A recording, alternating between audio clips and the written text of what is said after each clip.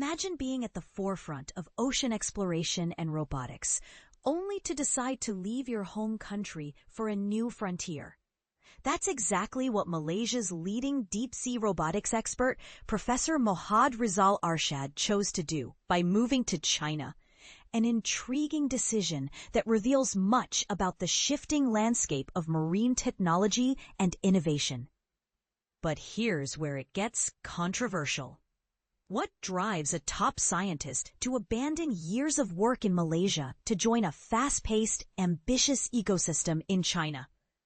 China has emerged as a global powerhouse in several cutting-edge fields.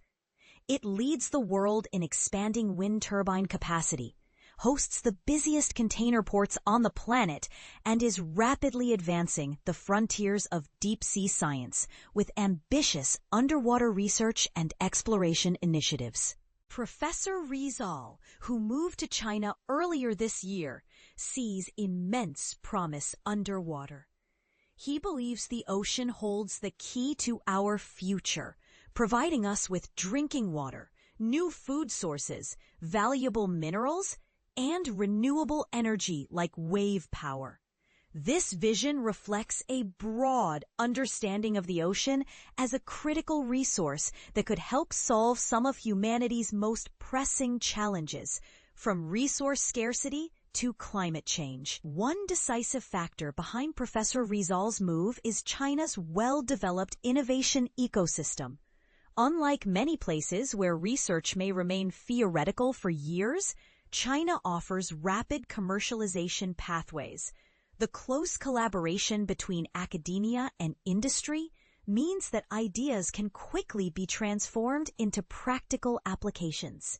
This environment not only accelerates development, but also provides seamless access to essential components and materials needed to build and test prototypes, making the engineering process much smoother. Currently, Professor Rizal serves as the Dean of the School of Robotics at Xian Jiaotong-Liverpool University's Entrepreneur College in Taicang, Jiangsu province. This role places him at the heart of China's cutting-edge robotics education and research, where he can both influence and benefit from the nation's massive investments in technology.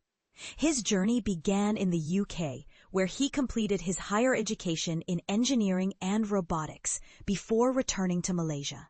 There, he spent more than 2.5 decades developing advanced underwater technologies, from submersibles and tethered underwater vehicles to floating robots and seabed crawlers. These intelligent marine robots are designed to operate autonomously under harsh oceanic conditions, collecting data and performing tasks that would be impossible or too dangerous for humans. And here's the part most people miss. Professor Rizal's move is not just about better facilities or funding. It opens a window onto a complex discussion about brain drain, global collaboration, and the race to lead in ocean technology. Is Malaysia doing enough to keep its top talent? Or is China simply offering a model of innovation and integration that others struggle to match? What does this mean for the future of scientific research and technological advancement in Southeast Asia? Now, we invite you to think about this. Should countries like Malaysia focus more on creating an environment that nurtures their scientists, or is it inevitable that talent will gravitate towards nations with faster, more supportive innovation ecosystems? Share your thoughts. Do you agree with Professor Rizal's decision, or do you see it as a loss for his homeland?